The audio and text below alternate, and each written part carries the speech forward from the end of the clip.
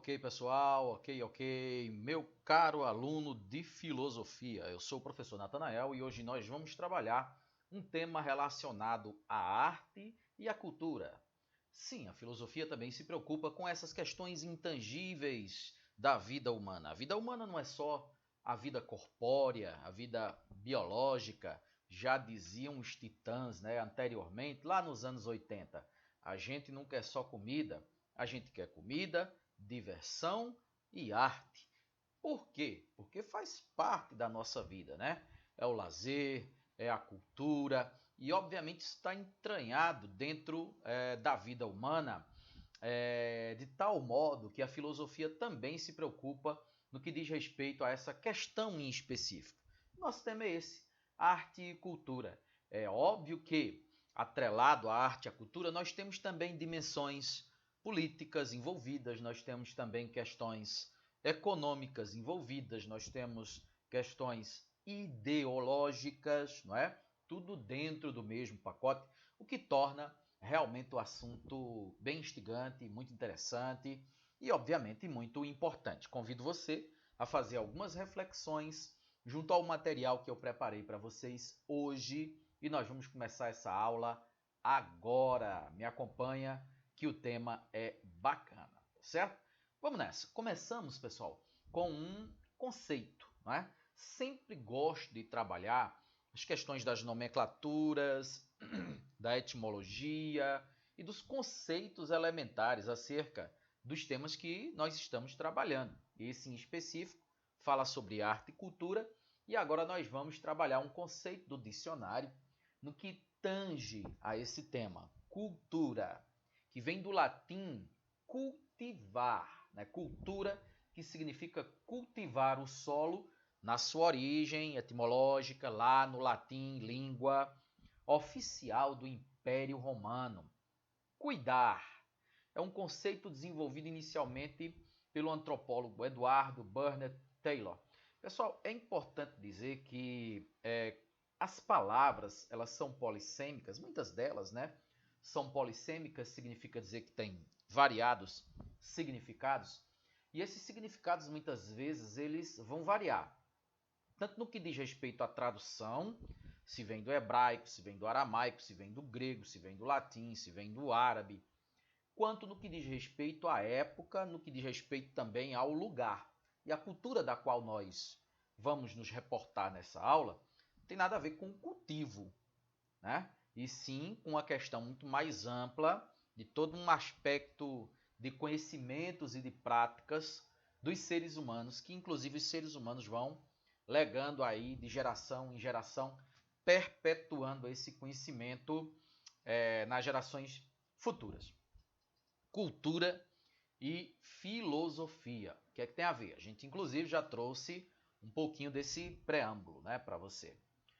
Cultura é o conjunto de manifestações humanas que contrastam com a natureza do comportamento natural.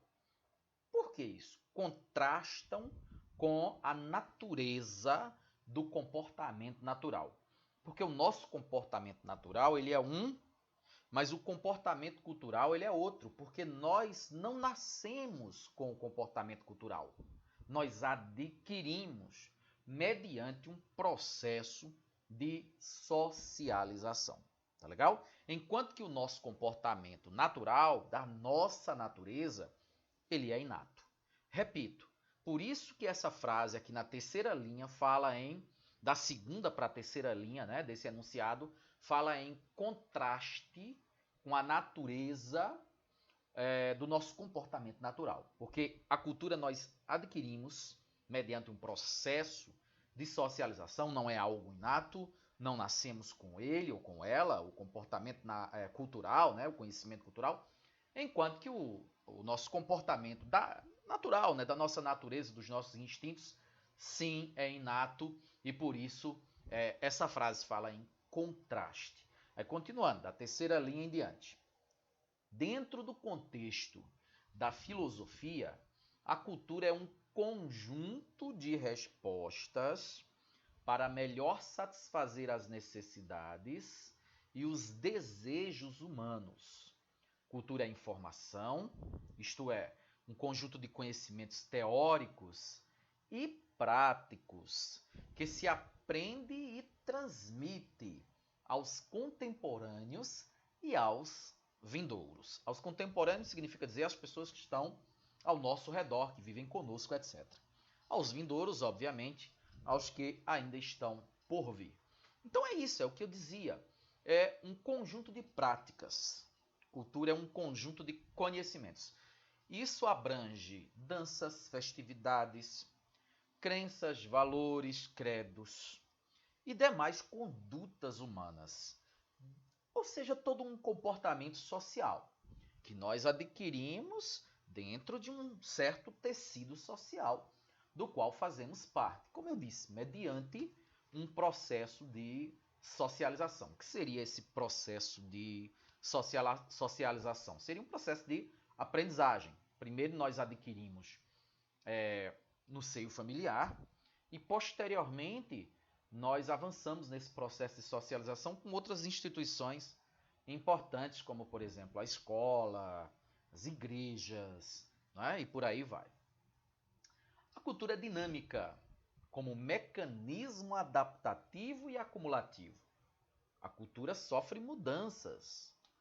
Traços se perdem, outros se adicionam em velocidades distintas nas diferentes sociedades. Bom, vamos lá. Então, a cultura brasileira. Vamos colocar aqui um elemento que faz parte. Tá certo que o Brasil é um país de constituição geográfica continental, né?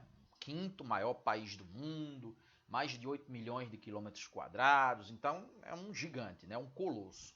Obviamente, nós vamos ter dentro da cultura brasileira como um todo subculturas, tipo a cultura nordestina, a cultura gaúcha, a cultura amazonense. Então são coisas diferentes, mas faz parte do todo.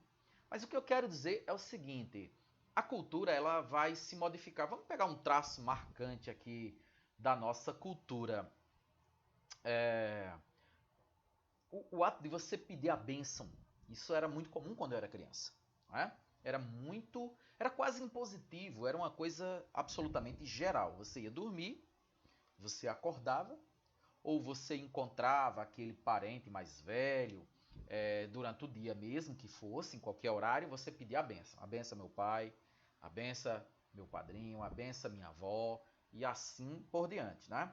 Então, esse traço cultural, muito marcante, sobretudo nas regiões mais interioranas, se perde com o passar do tempo. Hoje em dia, passados décadas do tempo que eu era criança, nós conseguimos ver esse traço da cultura brasileira cada vez menor, cada vez mais circunscrito a certas áreas, a certos recortes sociais. Isso vai se perdendo, se vai se transformando, vai se adquirindo outros hábitos, até chegar o momento, décadas mais adiante, pelo andar da carruagem, a gente deduz que isso vai realmente sumir completamente e ser realmente fruto de um passado que as pessoas só vão conhecer mediante o estudo da história e assim por diante.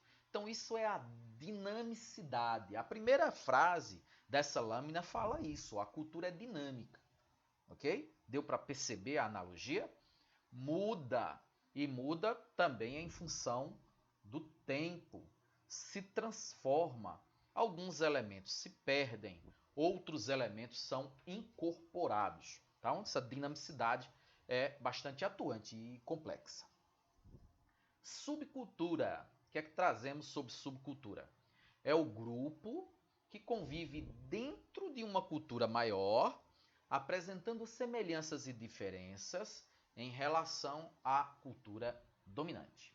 A subcultura não desafia as normas da cultura dominante, apenas apresenta diferenças que a caracterizam como um segmento dentro da cultura maior. É isso que traz o texto e é bem fácil da gente entender, porque minutos atrás eu já dizia exatamente essa questão das chamadas subculturas. Subcultura não no sentido de ser inferior, talvez você possa pensar, uma subcultura, então ela é inferior à cultura maior. Não necessariamente, ela é diferente e ela existe não isoladamente, mas dentro de um todo. Bom, a região norte do Brasil, sobretudo os estados do Pará, estado do Amazonas, você encontra festas populares como Bumba Meu Boi, não é? Como danças e ritmos musicais, como o carimbó, por exemplo. Então isso é típico daquela região. Você não vai encontrar isso com tanta força, talvez residual, né? De forma residual, mas não com tanta força aqui no Nordeste, ou na região Sudeste, ou na região Sul. Lá já tem são suas próprias subculturas.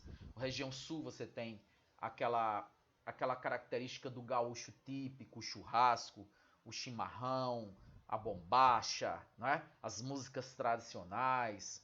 E no Sudeste você já tem outras características. No Nordeste, e mesmo no Nordeste, você encontra ainda subculturas menores. Aqui em Triunfo, cidade próxima de Serra Talhada, você encontra os caretas no carnaval. Em outras cidades você encontra os papangus, você encontra outros elementos que são típicos e característicos daquela região ou daquele município e assim por diante. Estou citando festas populares, mas eu poderia também me relacionar às festividades religiosas, eu poderia me relacionar também com relação à culinária, eu poderia me relacionar também no que diz respeito a danças típicas, né, de cada região, e aí, né, o infinito ganharia asas, porque a cultura realmente tem esse leque bastante amplo.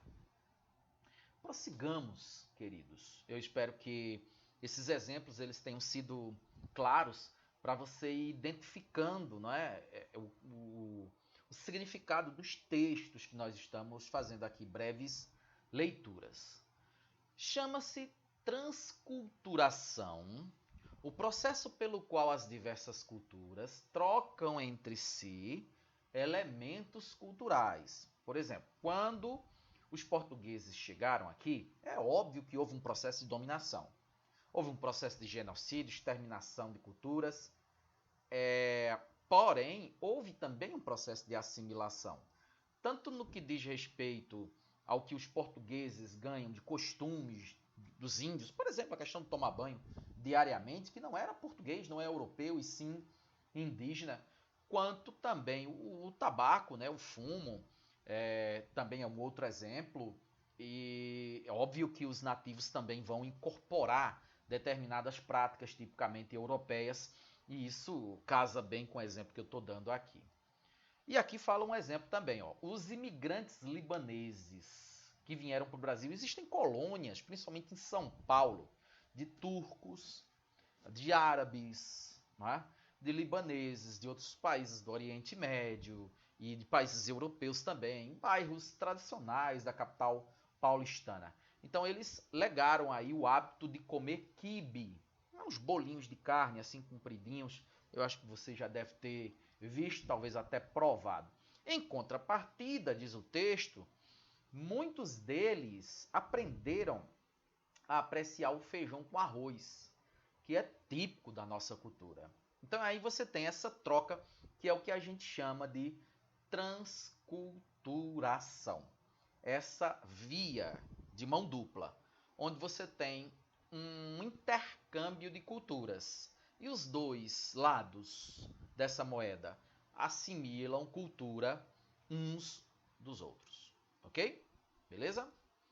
O outro texto que eu trago é sincretismo. Aí já é uma outra coisa, porque você tem o surgimento de uma nova cultura, certo?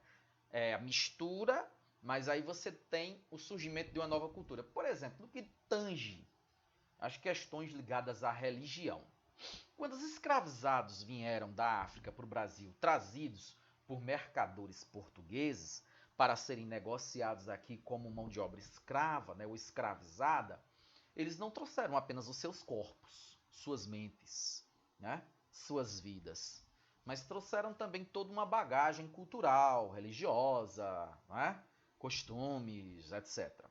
Só que essa parte religiosa, eles não podiam exercer de forma plena, de forma aberta, porque a imposição do catolicismo era algo muito rigoroso, né, por parte dos portugueses, por parte dos brasileiros e assim por diante. Não havia tolerância religiosa, muito menos no que diz respeito aos credos de origem africanas, né, que eram tidos, inclusive, como diabólicos e assim por diante.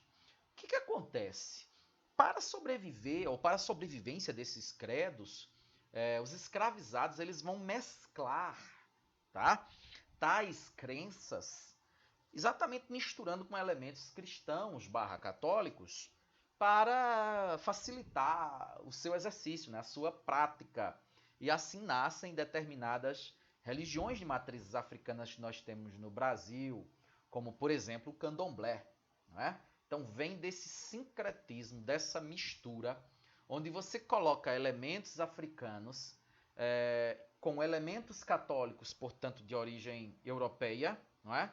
E junta, e você tem aí um nascimento de uma nova cultura, ou de um novo credo, de uma nova religião a partir dessa junção. Então é mais ou menos isso. Veja o que diz o texto. O sincretismo consiste na fusão de traços culturais provenientes de culturas diferentes. Fusão, certo? Que tem como resultado um novo complexo cultural. A Umbanda, uma religião afro-brasileira, por exemplo, reúne aspectos do cristianismo e de crenças africanas trazidas pelos escravizados para o Brasil na época colonial, conforme expliquei para vocês minutos atrás. É uma das manifestações de sincretismo religioso em nossa cultura e nós poderíamos citar outras tantas, não é? Como ritmos musicais, né? Como, por exemplo, o samba e assim por diante. Bom, aí aqui a gente vai também refletir um pouquinho sobre modelos, né, tipos e classificação de culturas. Aqui em específico falando sobre a cultura erudita. Toda vez que a gente usa essa expressão erudito, nós queremos dizer que é algo, como eu vou dizer, mais elitista, né? Portanto, nada tem a ver com as massas, com o povão, por exemplo, para você estabelecer bem essa diferença, né? Então vamos fazer a leitura analítica. É a produção acadêmica, centrada no sistema educacional, sobretudo na universidade, produzida por uma maioria de intelectuais. Então não é todo mundo, né? Não é a massa, não é o povo, né? Não é o popular, é uma coisa muito mais restrita e separada, aparteada. Além de ser produzida formalmente, seus traços são complexos e refinados, exigindo uma elevada formação e sensibilidade estética de quem a aprecia. Alguns exemplos dos traços dessa cultura podem ser a música clássica, o balé, as artes plásticas, os conhecimentos científicos, etc. Vou citar um exemplo aqui, ópera. Nem todo mundo gosta de ópera. Se você levar uma ópera para uma região periférica do Rio de Janeiro, onde predomina o passinho, onde predomina o funk, não é? Obviamente essa ópera não terá grande apreciação, né, por parte dos moradores, não por uma questão, como eu vou dizer, de falta de educação dessas pessoas. Ou educação formal até poderia ser, mas exatamente por se tratar de uma cultura mais erudita, mais elitizada, que requer muitas vezes do apreciador, do ouvinte, do espectador, um conhecimento que nem todo mundo tem, que você adquire mais nos bancos de escola, principalmente nas universidades, coisa que muitas vezes a grande massa não possui. Ok? Lembrando, pessoal, um traço marcante desse nosso estudo é não estabelecer o juízo de valor, no sentido de classificarmos um tipo cultural como melhor e outro como pior. Um tipo cultural como superior e outro como inferior. Um tipo cultural como bom e outro tipo como mal. Isso não existe.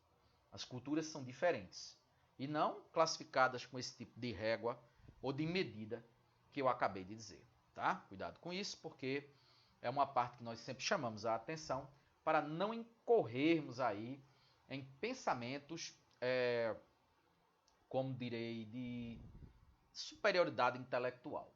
Não é o nosso objetivo aqui. Cultura popular, a diferença é grande.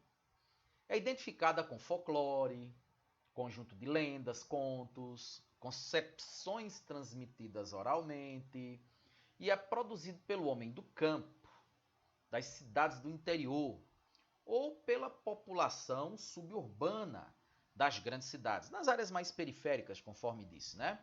Sua produção está empenhada em resgatar tradições e valores culturais, não seguindo, por isso, tendências de moda. O povo simples é o autor da produção cultural.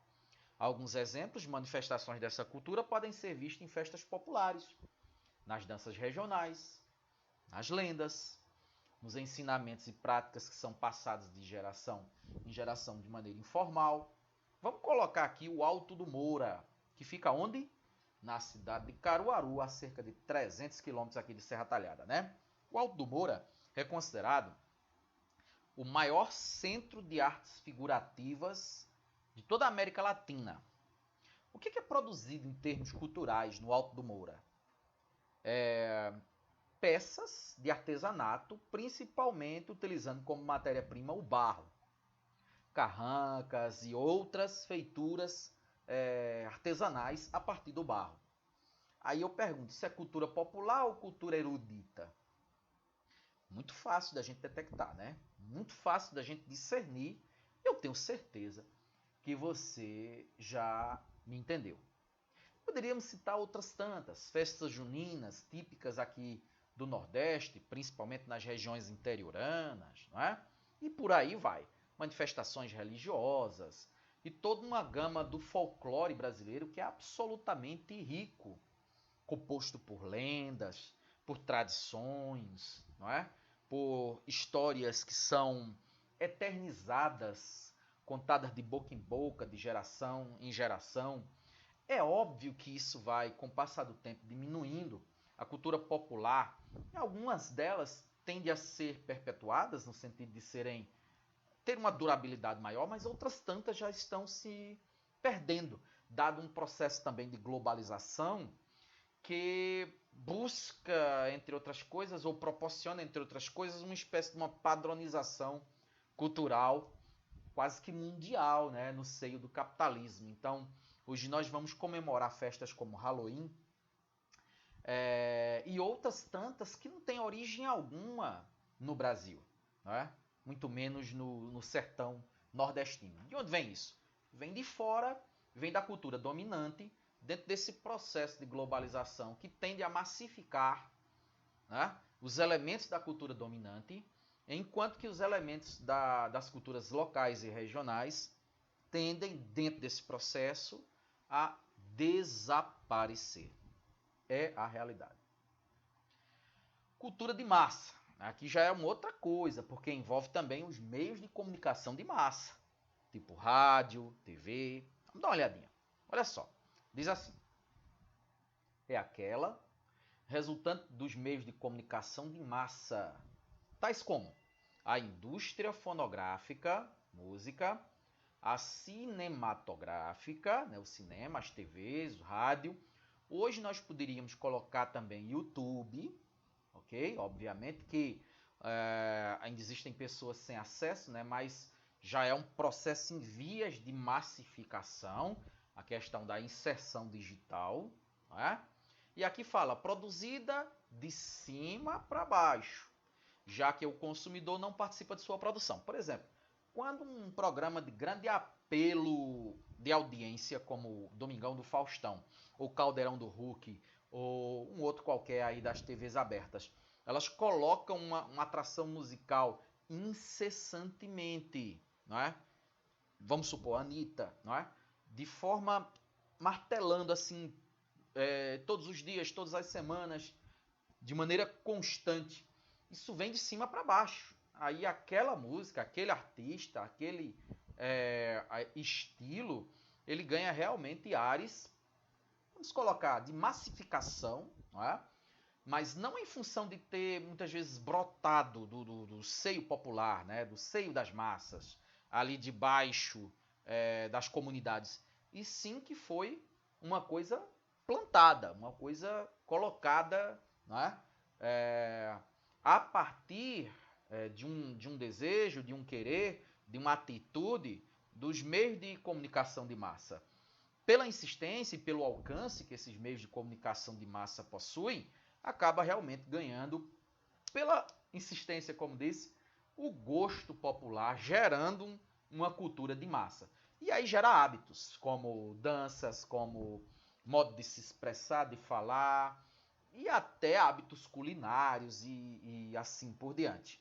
Quando uma pessoa pública de uma grande rede de televisão, de um programa de grande audiência, como Fátima Bernardes, faz um comercial da Seara, estimulando você a comer um presunto Seara, é óbvio que isso vai influenciar milhões de pessoas a consumir aquilo, sendo que muitas vezes ela própria não come, né?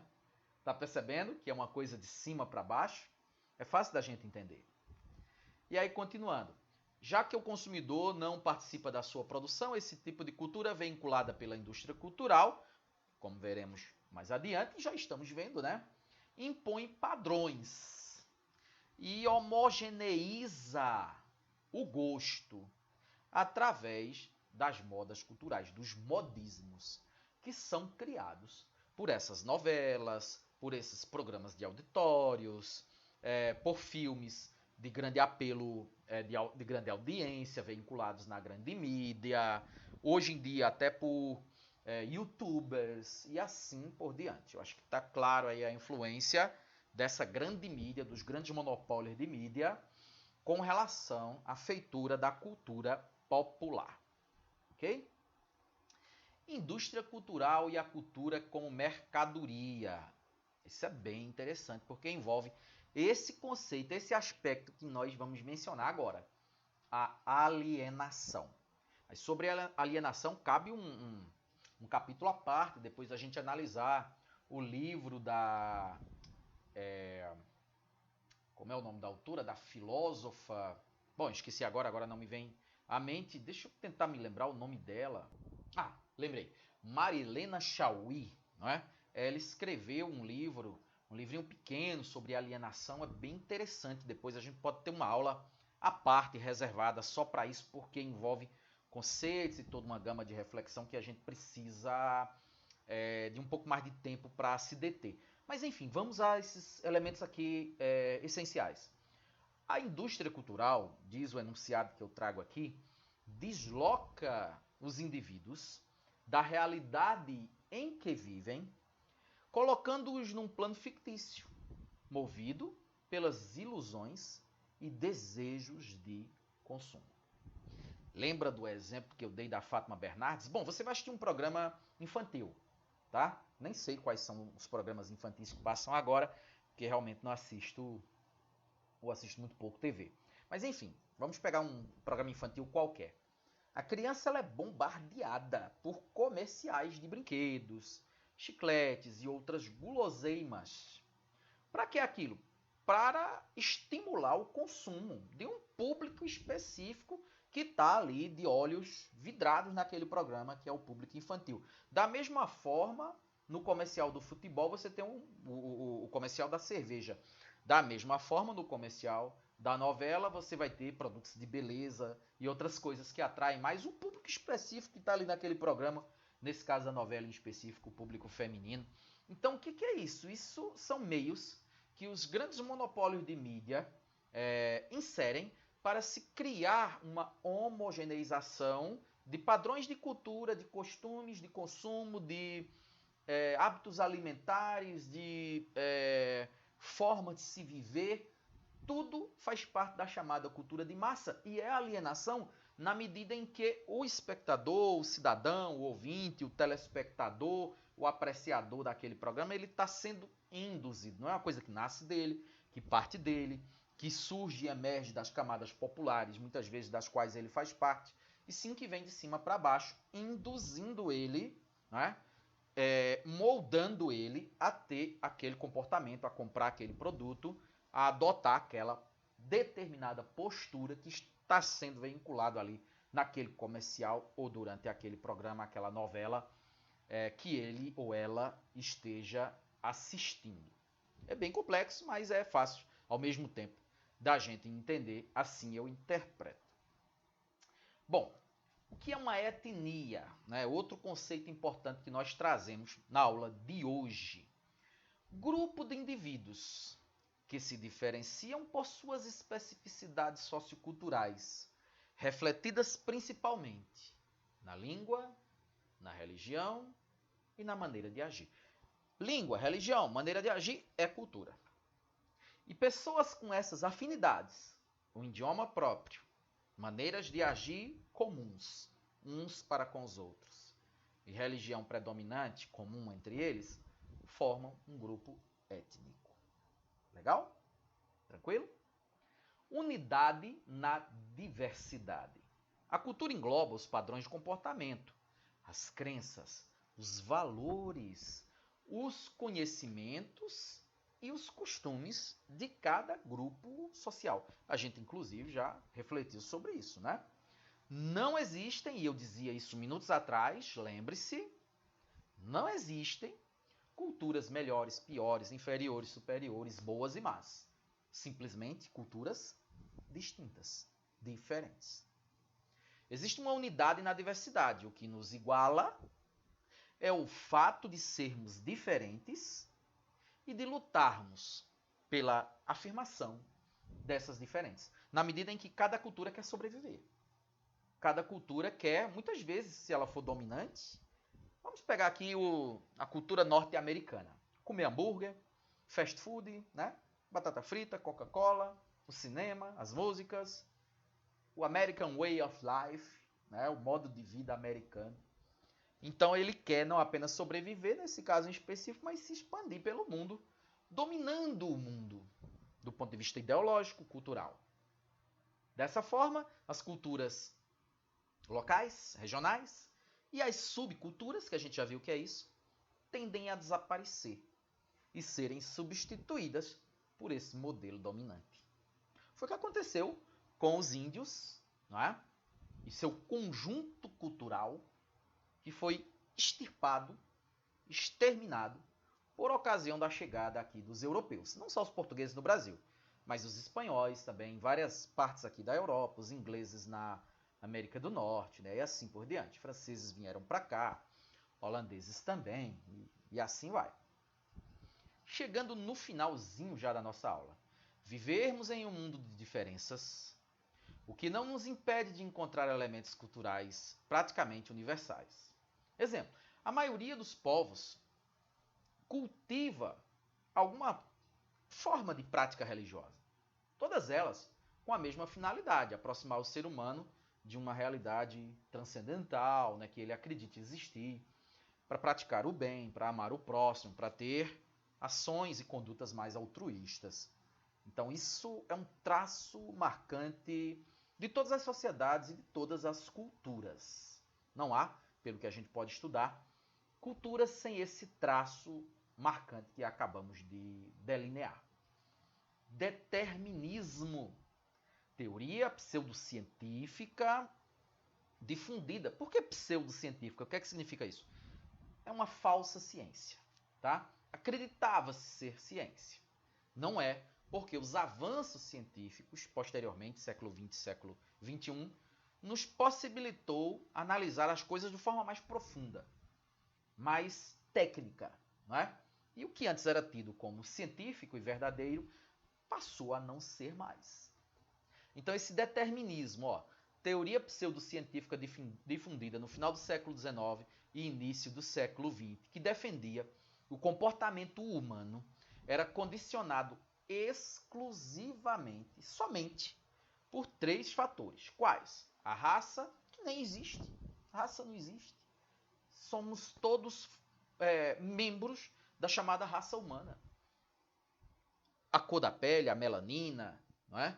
O cabelo mais crespo, mais liso, o nariz mais largo, mais fino, os lábios mais grossos ou não, nem tanto, são diferenciações biológicas que não são suficientes, segundo a ciência, para determinar a existência de raças entre os humanos. A raça é uma invenção política e ideológica. O meio e o momento histórico. Olha só, segundo essa teoria, não há vontade, não há transgressão, não há surpresa. Tudo ocorre conforme foi premeditado por fatores que não podemos controlar, e não é assim. Nós podemos controlar, nós optamos, nós modificamos, nós transformamos, nós escolhemos. É por isso que essa teoria determinista era uma pseudo, ou é uma pseudociência, né? Na medida em que nós hoje analisamos de um outro prisma e vemos que isso não é verdade. As teorias deterministas serviram para emprestar credibilidade a toda sorte de preconceitos. Do arianismo, a crença de que os europeus eram superiores, né? As crenças pueris de que as pessoas são mais preguiçosas em países tropicais, absolutamente nada a ver. Como eu disse, não tem culturas melhores ou piores. Os europeus têm os costumes deles. Os aborígenes australianos ou os povos da Amazônia têm os seus. E ninguém é melhor do que ninguém. E sim diferentes, distintos. E o conhecimento cultural, todos eles são dignos e úteis em determinado contexto social. Padronização cultural. De certa forma, a gente já falou sobre isso, inclusive, né? A padronização pode ser perigosa na medida em que pode tornar-se uma regra a ser seguida. E a gente já viu aqui que com o processo de globalização isso tem sido uma tendência, não é? Infelizmente. Além disso, o povo mais forte, quer seja no plano ideológico, político, militar, tende a impor essa dominação cultural em todas as regiões. A gente já conversou, então eu sigo adiante e você, tenho certeza, já entendeu isso. A arte se define como a criação do homem, os valores estéticos, não é? Eu tenho uma aula no meu canal falando sobre isso. As danças, a arquitetura, a cultura como um todo, artística, as pinturas, a literatura, também reflete determinada época, os valores de determinada época. E até mesmo determinados grupos políticos e ideológicos que estejam, porventura, no poder naquele momento. O ser humano já deixava sua marca nas pedras e paredes, cavernas, desde as épocas chamadas de pré-históricas. A arte, ela acompanha a humanidade, né? Desde que essa humanidade surge. Quer seja por criação divina, quer seja por evolução das espécies, que a gente não vai entrar nesse debate aqui. E exatamente o que eu dizia minutos atrás. O artista sofre a influência do seu tempo, dos valores da sua época, né? Transmitindo para a sua obra artística todo esse conjunto de influências que ele não é imune. E aí, as indagações. Como se define a arte? O que o artista poderá fazer para expressar-se? Quais as várias formas de arte, né, que se apresentam para nós e quais as influências que o artista sofre?